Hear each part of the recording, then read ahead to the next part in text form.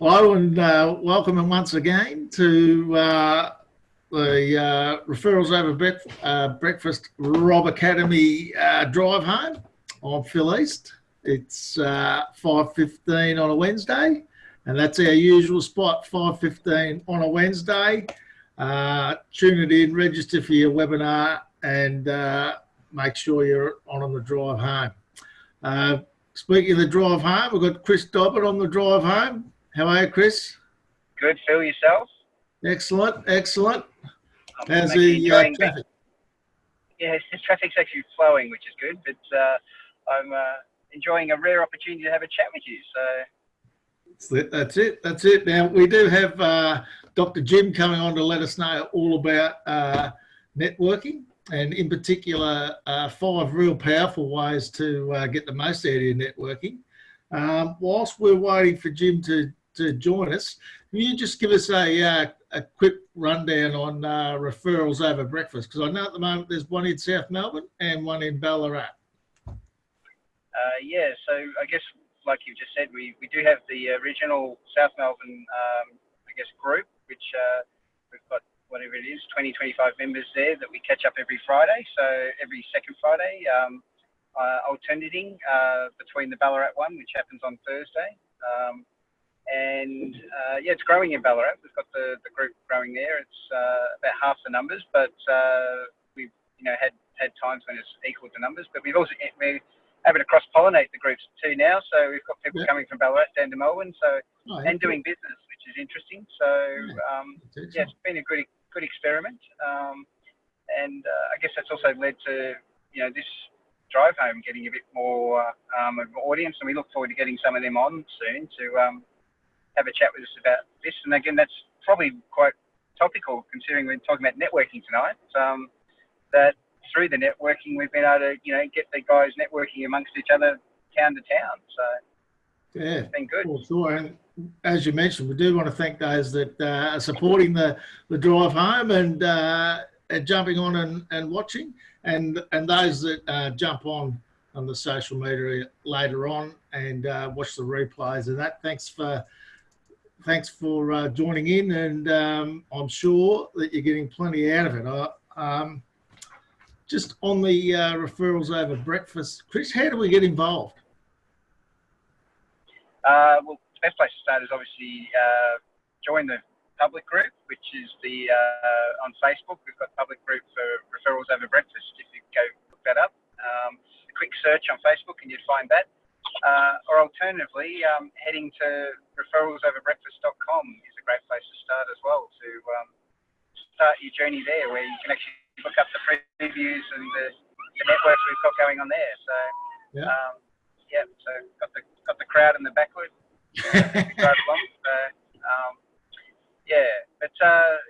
And again, the website's got all the profiles of some of our members. So if you're looking to do business with somebody, you can always look up a profile and see that, whether you're after a business coach like yourself, or you're after a chiropractor like Jim, who's going to be on soon. They're there, the profiles are there, and you can connect with all the members. It's again, the reason why we created the website was to take it just out of the breakfast group that we've got. And give opportunities outside the breakfast to network beyond that, which is working really well, as we've seen lots of business thrown around with the members in and outside the group, which is the whole purpose of what Referrals Over Breakfast is about. Very good. Yeah, now, and education.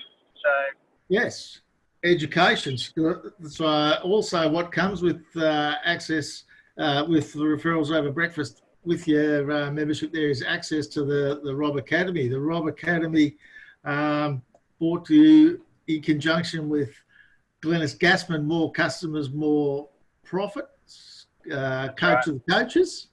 Glennis is usually our host, Chris, but she's in Cancun, exactly. Mexico. So Mexico, yes, Glennis is over there on a conference, 3-day conference, learning all about what's cutting edge in direct marketing and the best strategies that are going around at the moment to bring back to us over here, and just create a few networks of our own to just keep in the loop with all the best stuff. So definitely people, members of Referrals Over Breakfast have, with Glennis and Rob and the RoB Academy, have access to best practice, world's best practice of everything. So it's a sensational thing to be part of. Exactly. In that, like tonight, we're talking about the 5 key points or best ways to get, how the power of networking. And in there, I think there's some videos on how to start your journey on that power of networking. I just can't, off the top of my mind, think about some, but you mentioned that there are some. So, well, probably the number one thing, and we'll wait to see what Jim says, but the number one thing you sort of need is a bit of an elevator pitch or a USP, a unique selling proposition, something to catch someone's attention and get them to ask you, oh yeah, well, what's all that about, and get a bit more information out of you. So I know video 2, video 9, and then there's an E-class 8. So there's plenty in there all about step-by-step guides on how to get your elevator pitch up and running to make the most of your not only your marketing but your networking efforts as well. Sure. And even yeah, I was going to say, Phil, with you and I, we met through networking. That's kind of how we've come about doing this kind of stuff together. So that's it. Yeah, you've come along to RoB through your introduction to Glennis, and you and Glennis met through the other methods, and here we are talking today, doing what we're doing. So it's just doing what we're doing, power of networking.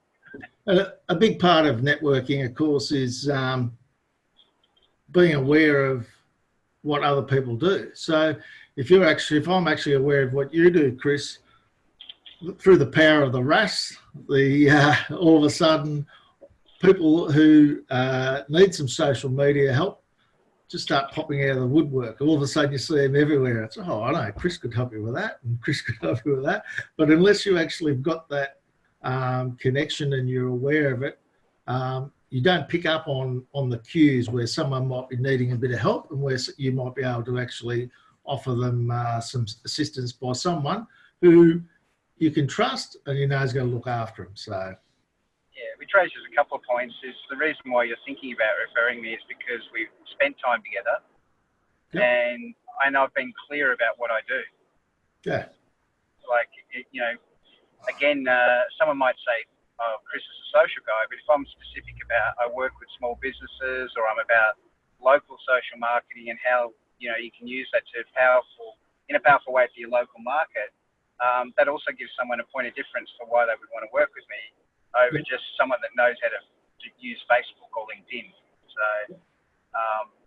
that's a message that could be done in a introduction together, but over time, if we met up regularly and you saw some things going on, you get more and more confidence to refer work to me, or in my case with you, you have chats with me and you talk about a client you've worked with recently, and then, like you said before, if you mention red cars, I guarantee I'll start seeing red cars everywhere, and I'll start mentioning they should work with you because you're really good with red cars. So, That's it.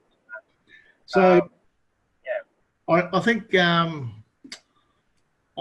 got a few key points which we might start heading over, and you can help me out with these whilst and then we might confirm with Dr. Jim when he gets here whether or not we're on the money. But as we mentioned, the elevator pitch, I think that's number one. You need to know what you do, and what your customers want. So, probably the number one thing that your elevator pitch will do is tap into your customers' hot buttons, and it'll educate them about specifics rather than platitudes and generalities. So it'll talk about a specific thing that you do, or a specific problem that people have that you can solve. You agree with that, Chris? Yeah, no, I do. Yeah, no. If you, again, that comes back to what I was saying before about if you're specific about what you solve for people, they will hear it. And when someone else mentions those keywords, whatever those things are that you solve, they'll identify you as the provider of that service. So I agree. Couldn't say it better than you did. So I think if we, if you're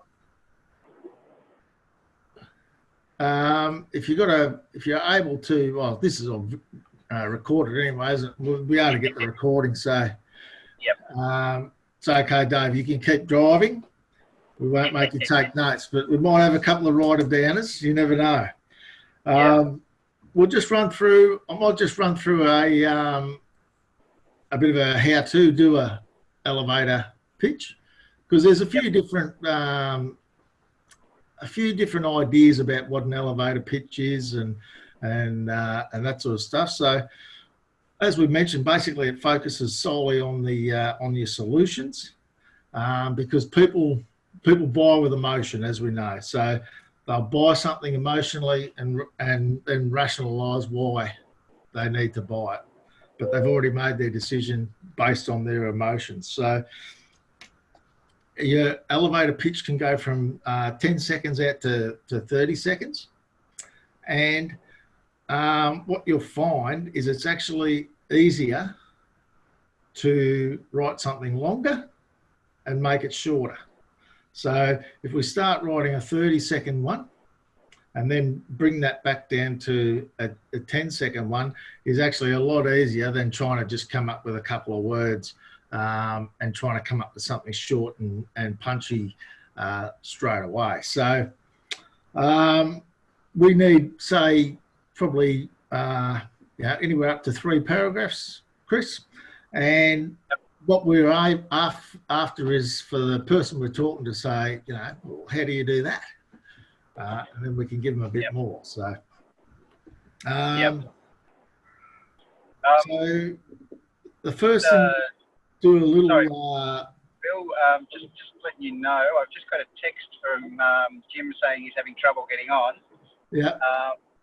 And I've noticed that Dave's online, and I was wondering whether Dave could give Jim a call and talk him through it, because Dave's been on the line between us before, and he might be able to help us out.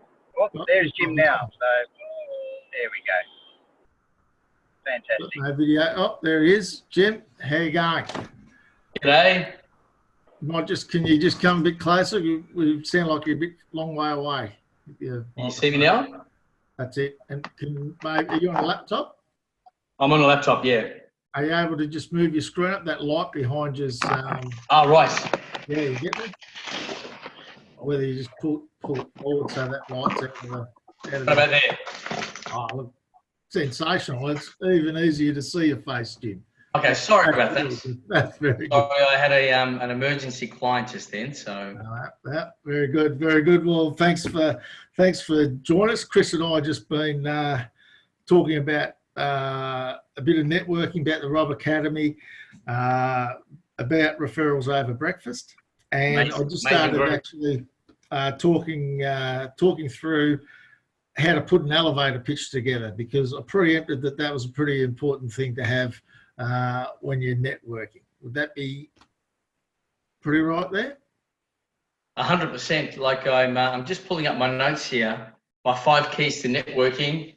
And I'm going to give an example of how I've been running a men's mental health gala event with the help of all of you guys.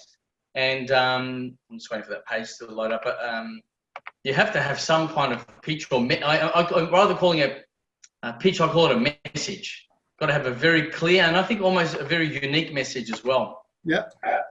So it hasn't popped up yet. But yeah, that hasn't shown up yet. Why is that?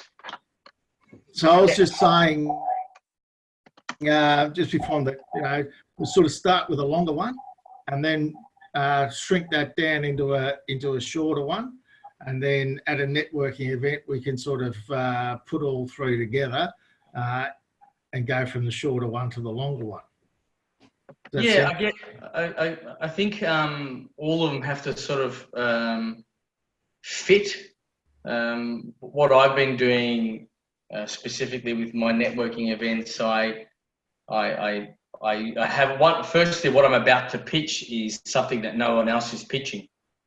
Yep. So immediately, I feel like I have the audience already, and I can sort of go. Do you want me to go through the 5 keys now and how I relate to all that, or? Yeah. So, is number one having an elevator pitch? Well, I have number one, start with a plan and a clear and concise message. So you're right. Yes. Yes, it is. Yes.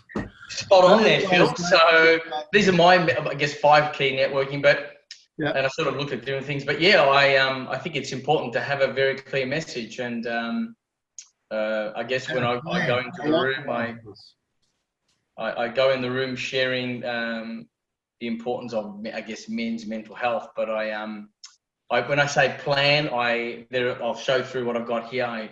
There's certain times where you say it. So I obviously pitch a lot to the one. I have an incredible support group through Referrals Over Breakfast, and I've met you, Phil, now the last year and spent a lot of time with Chris. But I've been very strategic when I go to other networking groups, like I guess like BNI.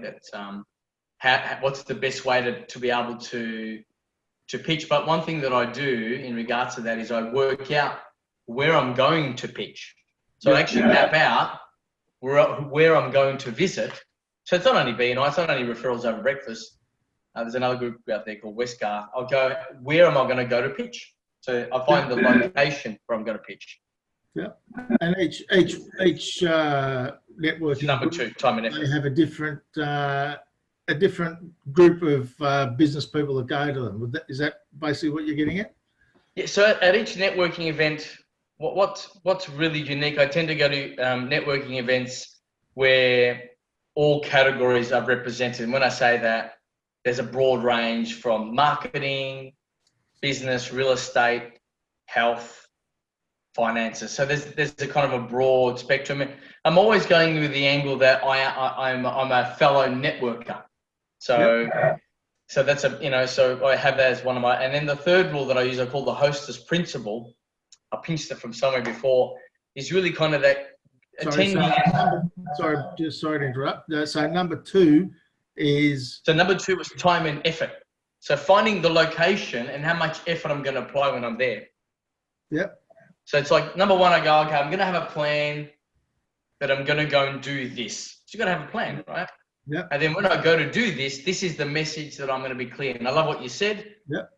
I'm probably doing, I normally, when I go to pitch at the networking event, I get an introduction bit that might be 10, 15 seconds.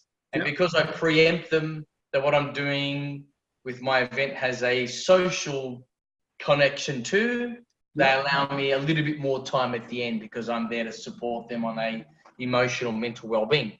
Yep. Number 2 is time and effort. So I go, where am I going to go to pitch? Like it was today, we could hear Corey from our Referrals Over Breakfast. Where is he going to go to pitch? Where is he going to go and find real estate agents? I could tell him on a Thursday morning exactly where to go around Melbourne to do that. I need to have a chat with him, right? Yeah. And then where the other things with time and effort for me is that's where it connects back to someone like you would be part of the messaging, like Glennis. And then the other part is somewhere where Chris gets involved. I pitch to the social media. And now I've been a little bit new in that space, even though I've been constantly educated by Chris. I have become a lot more proactive, at least on my personal page, sharing people about my event and the things that I do in the community. So that's number 2. Cool. Number 3 is the hostess principle. What does that mean? What I get from that is when you turn up to the event, you don't go turning up having the whole what I call takers take approach. Yeah. You go there listening and being compassionate and want to hear what other people have to offer, because that opens up the conversation. That something that I heard, I think maybe in the videos that we did for Glennis for today, that when you ask somebody what do they do, blah, blah, blah, and this is in the informal part of the meeting when you're just meeting and greeting, people naturally will ask you as well, what do you do with yourself? Which is another opportunity for, I guess, another elevator pitch. So that's my number 3. That's it. So it's not all about you. It's also about other people in the room and really connecting with people, not just push. I call it take as take. Yeah. Where it's just about the whole me philosophy. Oh, the world surrounds me. No, it doesn't. Yeah. Number 4, then I call it the make a genuine connection. Yeah. What does that mean? I think when I've spoken to, say, yourself, you know, we might have that kind of connection about being a bloke, if it's about men's mental health. I might talk to Chris because he likes music, so we have an interest in music.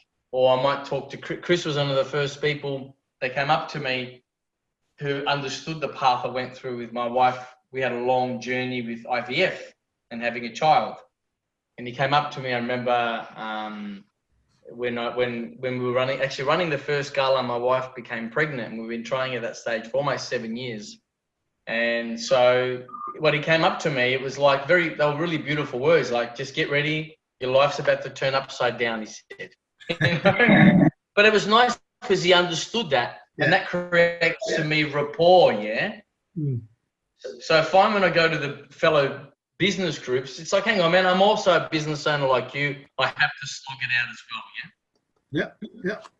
So I think it's important to make a genuine connection because that's what creates the trust and the like. Yeah.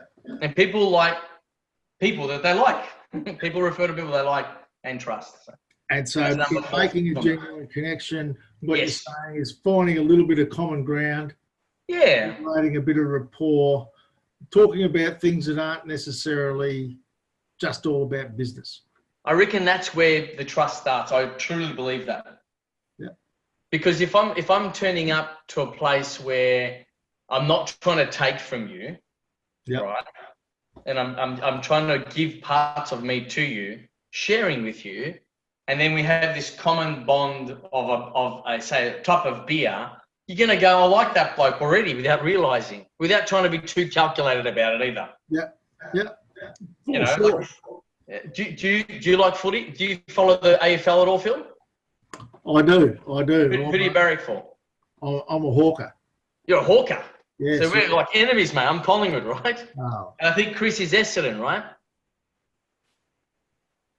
I don't know if Chris is there, but I think Chris is Essendon. He's just on because he's driving. He's just muted himself now that you're on. That's all right. But let's say I was a fellow hawker and you loved Hawthorn. Don't we have a conversation now? Most definitely. Mate, we just start talking football, and I could definitely do that with you anyway because I love talking football, dissecting football. I reckon that's where it creates the connection. And then you talk business last, and you've already built a relationship. Yep, for sure. I really believe that. And then number 5 for me. Very, very good sense, Jim, at the moment. You're going very well. Oh, thanks, mate. And the last one for me is to walk in the room, try to make a difference. So it kind of goes back to genuine connection, but actually try to make their lives better. So by that, you might give them some business without them even knowing it's coming their way, and try to make it where it's a win-win for everybody. Yeah. So one of the things that I aim for with my mental health gala is that you're going to be in the room with other fellow people that believe in this cause. So that creates the passion, number 4, the interest. And suddenly, I know people who came to my gala and did over 50 grand, 100 grand worth of business. Wow. Because they trusted each other. Going, I believe in mental health, you do too. That's the one guy did pest control and all these business meetings or some shit like that. I can't remember what it was, sorry for swearing. So it's like I didn't try to make that happen. It just naturally, organically happened because people are connected through an interest or a passion. Yeah. Very good. So, number 1, have a concise message and a plan. Yes, and plan it. So number 1, have a concise message and plan where you're going to take the message. Yeah. So you can take it online or offline. Offline means you're going to be hanging out with people. Yeah. Number 2 then is how much time you're going to apply, where you're going to go. So I've had to work out, I know I'm going to be doing RoB meetings. It's going to be this amount of time. Yeah. But I'm working on my business concept. Yeah. So that I'm not actually seeing clients at that time, but I'm looking at how am I going to grow various parts to my business and how much effort. And then the second part of that is how much time will I put into something like social media? And particularly the two things that work well, I think, for me at least, have been Facebook and to some extent LinkedIn. Yep. Number 3 was the host is principle. So yeah, like listen to other people and you give to people, like not take as take. Yeah. And when you're giving to people, go in there asking about what they do first. Yep. You know, and even if someone says, "Well, do you do?" No, you tell me first. I want to hear about you. Like, be a gentleman, be a beautiful human being. Be the first for them to offer, and then they'll naturally want to ask. And if they don't, you don't want to network with that person. That's right. And number 4 is to make that genuine connection. Find those interests, what you like to do, and you know, and passions. You know, I reckon that might take a little bit more getting to know somebody, but that's where I feel like I can talk to Glennis about landmark, and I know personal development. I can go on forever about that. Yeah. And so number 5 is then make a difference and make it win-win. Yeah, make a difference. You know, make a difference. Maybe if you turned up to a meeting and I said, Phil, here's someone, you know, g'day, Phil, nice to meet you. You tell me more about you first, and I talk and I go, by the way, I've got someone that you might be able to help. Wouldn't you be happy? Yeah. So it's more positive. I reckon you pretty well hit the nail on the head, and there's probably just one more, I reckon, Jim. Cool. I want to hear it. Can I add on a 6th? Please. Follow up. I would say the power is in the follow up. Once you've 100%. Reconnect. Don't wait a month. Don't wait. Reconnect. Remind people if you said you're going to send something, or even just send something via LinkedIn. Send them an email. Hey, it was great talking to you today. I found this article I thought you might like, or something. Amazing. Just follow up with a bit more giving. Amazing. Yeah. Yeah, that's amazing. And I've just chucked in, make sure you follow up. Yeah. Excellent. So now we did mention that we give the 3 big don'ts, Jim. Well, the 3 big what can kill your networking. I think the first thing that would kill the networking, is going in with an attitude of non-gratitude, I'll say, where you're going there just wanting to take. Don't do that. Like a lot of people will do that. What's in it for me? What's in it for me? It's like, calm down. You know, relationships of all sorts are not built on what's in it for me. I think that's the first thing that you do. The second thing that I'd say is when you have made a connection, get some permission. What do I mean by that? What I mean from that is going on what you said about follow-up, and I've added that now to my number 5, thank you. Don't go sending them, don't hound them, don't go over emailing them, don't start invading people's space. Yep. I think that's an important thing to do with networking. And I think the third one on that is if you do, and this is where I'm going to now take what you said, make sure you don't do the not follow up. In other words, make sure you do follow up.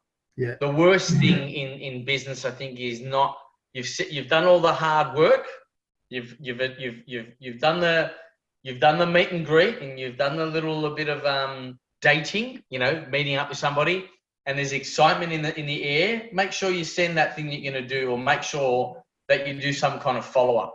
So there's a fine balance between meeting someone and then you start smashing them with your newsletter every 2 weeks when they haven't been invited to. Yeah. And with some people, and I know I've been challenged with this at time, more from a time perspective. Once you have met up with somebody, make sure that you do send out that newsletter or that article or the YouTube video, or if you're going to refer somebody to it, make sure you actually do it. Yep. For sure. So three ones for me at least. I know that some of the networking groups and some of the people I've met, I still refer in business to them because I know I know, like, and trust them. They've looked after customers for me in the past, and Yes. I still refer them, even though I may not be part of that networking group per se. Yes.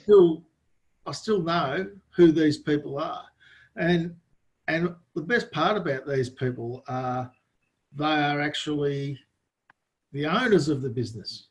So if I go to a networking group, Jim, I don't go to meet your PA and say, oh, would you pass this on to Jim? Or I actually meet Jim. Yes. So then if I need something done, I can talk to the boss. And there's a fair bit of power in that. It makes it easier to get things done, and it's a much better working relationship as it goes on. Would you agree with that? 100%. Something that I learnt from Gene Simmons from Kiss. I'm a huge Kiss fan. That's what he does. If he doesn't want, and Glennis has met him, I think, if he wants something done, he doesn't go through some PA. He rings the person up. If he gets the PA, he waits till he gets to the person. Yeah. And you know what? Opportunities are everywhere. I think the other thing also with networking is there's networking everywhere. You just don't know who you meet. I think you also got to have that open mind too when it comes to networking. Yeah. So a bit of an abundance approach. Yeah, like go there with that attitude. You know, who knows? I always believe go in there thinking I'm one step closer to the person that's going to change my life. So you mentioned before that some people that have you've got involved with your I'm Just a Man. Yes. And through that networking and people actually coming to the event and meeting people, they've all been doing business together. Has there been without having to mention any names, has there been a one big success story or a couple of stories that might stick in your mind about how they eventuated or how they come through? Or how they've actually helped you get organised stuff to actually put your event on? So the number one thing that happened was in the first year, one of the directors in one of the network groups, she introduced me to someone from Beyond Blue, an ambassador. That ambassador then introduced me to an AFL player that was my speaker. That then opened up the doors for last year where Dave Dixon in our group at RoB, he introduced me to Simon Madden, who's an AFL great, and he spoke at the gala last year. There's no way I would have done that by that's Simon Madden. It's a big name. They don't have to come. These guys get paid thousands of dollars. And then the same thing this year. One of the guys in my networking group introduced me to the son of Paul Roos. I met up with him, and then I got Paul Roos, and he's speaking at the gala. They're big stories.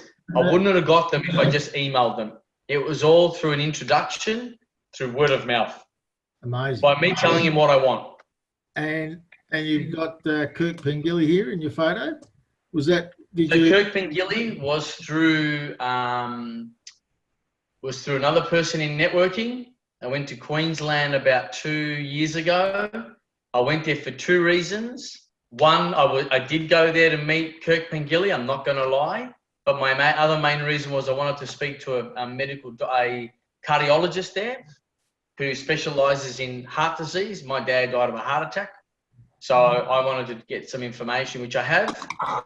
And I'm getting tests done after the gala to make sure I don't have any issues myself. So I don't feel unwell, but I'm trying to be prevention. So I went in for my health and for my music. And that was through Gina, that used to also be in our group. Gina Collins was in that. She told me about the event, and then 2 days later I just booked and went up. So amazing. I learned a lot about myself.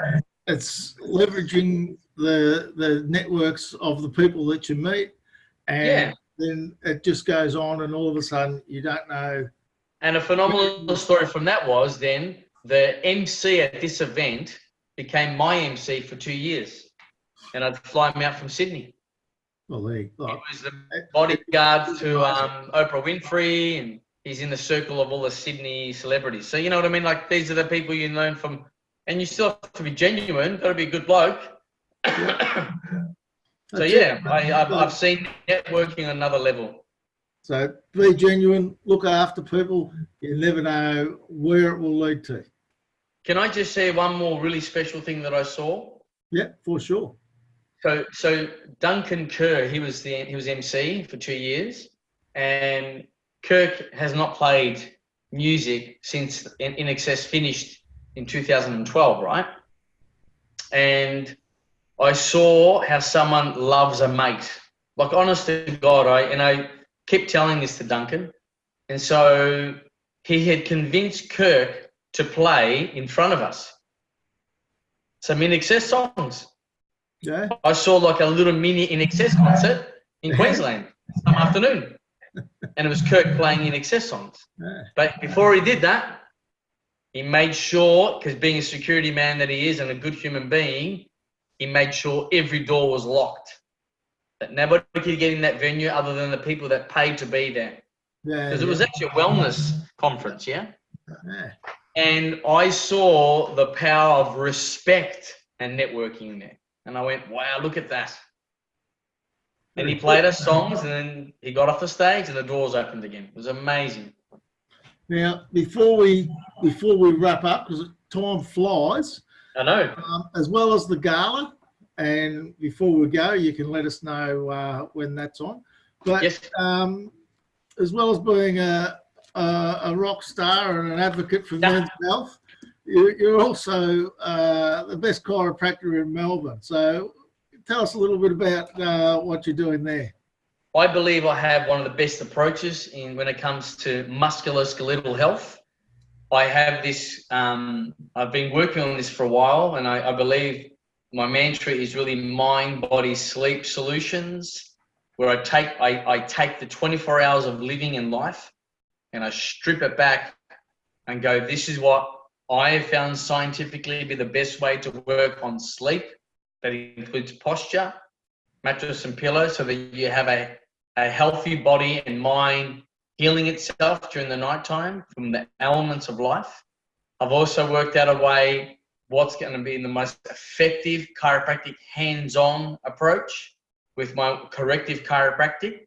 That is an involvement of low force, gentle chiropractic, some manual stuff, some incredible cranial work in the neck area to be able to manage things like scoliosis, complex low back issues, people with craning neck, people that have anterior forward syndrome, thoracic outlet, all these different conditions. Yeah. And then I also believe I've developed the most incredible mindful solution on how to be body aware, so hands-off stuff, that you can empower yourself so that you can watch the 16 hours that you're awake during life every day, that you should be, that you're in the most empowered position and using gravity, which is pulling down on you every single day, and the hard ground that we walk on, to use it to be your blessing rather than your enemy. There you go. There's a mouthful for you.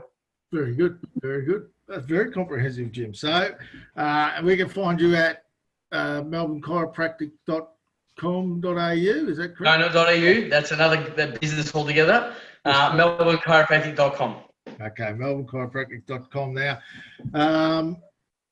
Just in the couple of minutes here now, I'll just go back to at the start, and yes. I'll just go through just a couple of little tips on actually how to get a bit of a message together, just so I don't leave anyone hanging if they're actually interested in just finding out what I was going to say. So I think I started off as just start off to get the juices flowing. Start off with your longer pitch, and then try and make it shorter. So I'll generally start off with something like, do you know how? And so that question usually talks about a specific situation and conjures up some emotion. So Jim, it might be, do you know how people have really sore back at the end of the day after sitting in their chair all day long? Yes. Okay, and someone might, and then you might, the next part of that might be, well, what we do is. So you might talk about a innovative solution that you have to fix that. Yes. And that will get them interested. and make it a bit more, explain how well you do something, or the special thing that makes you better at it than anyone else, and maybe even showcases a result in that. So do you know how people do this? Well, what we do is this, and we provide the solution. So the first part is the problem, the hot buttons, what happens, and Yes. then the next part is, then out of those two, you might be able to shorten it down to something, take out words, and within that couple of paragraphs that you've written down, there might be just something that's one sentence that encapsulates the whole lot to get your message across. What's your have you an elevator pitch, Jim, or what's yours? Just to put you on the spot. Yeah. So if I did it, it depends, because if I'm doing chiropractically, I would say something like, and I'm on the spot, going to create a new one. Did you know that gravity is the greatest cause of postural and back pain issues? And discover, and then the solution to that would be, and obviously I need to add a bit more hot button to that. Yeah. The aches and pains and distortions of the body. And then the solution part is discover how simple 5-step mind, body, sleep solutions, self-empowering mind, bodies can allow you to heal yourself naturally and optimally. Yep. So that would be one way if I was using it for chiropractic. Yeah. Yep. And Cool. if it was sleep, it would be a different one altogether. Very good. Now I did have a couple of examples, but I've misplaced them. I'm not too sure where they're at, which is a bit ordinary of me. But I had one for a daycare centre. Okay. So it might have been, I can't remember the exact words, but it might go along something about, you know, how people worry about their kids all day and whether they're actually getting well looked after. Well, we provide a portal where you can actually log into the CCTV cameras in your child's daycare to actually make sure that you can actually see them, that they're enjoying themselves. So something like that, from a parent's point of view, they're thinking, oh, well, that's good. You know, every time I'm a bit worried about them, I can actually just go online and have and check in there and can see. So that's something that might set you apart from absolutely, from someone else. And I mean, talk about transparency. Yeah. And so it actually gives you a bit of a chance to explain, gets people interested, and then you can move on. If you get your short one, and basically it can help qualify your market. Yes. So you put that short one out there. If they're not interested, don't even bother with the long one. But then your short one could lead into your longer one. I think I confused myself a bit there, Jim. I don't think I explained that very well, but I think we're heading up to the top of the hour. Just quickly, I'm Just a Man. Where can I get tickets? And Can I give it one final spiel? Yep. When's it on? And where can I get tickets? Very quickly. Okay. So for the most incredible night of your life, for social connection, men and women, for a lot of fun, maybe some face painting, and who knows who you'll meet and make a difference in the community. Visit the website, imjustaman.com.au.